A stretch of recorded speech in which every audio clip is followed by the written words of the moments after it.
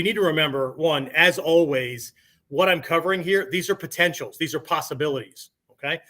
They're not givens, just like a kata. When people argue over kata or they argue over techniques, my favorite technique or whatever, okay? They're potentials. They're possibilities, but there's way too many variables, right? We need to train so that we can catch the moment. Kurai dori, catching the right space, catching the right opportunity, catching the moment, that kind of thing, right?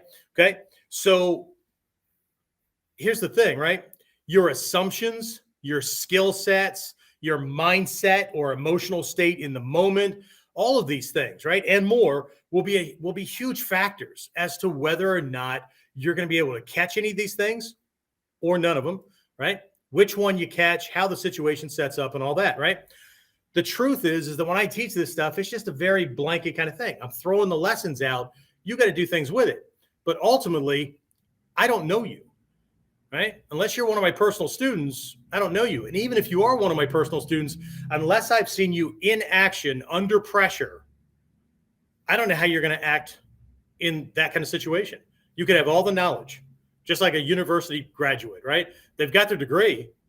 That just means that they've learned all the lessons. It's no guarantee to any employer that this person is going to be able to use what they learned, or they're going to show up for work, have good work ethic, be a good team player, nothing like that, right? Or be able to use that knowledge in the context of producing results in the real world and not just in university. Okay, it's the same thing. Your belt, your rank, and all that. Okay, let me tell you.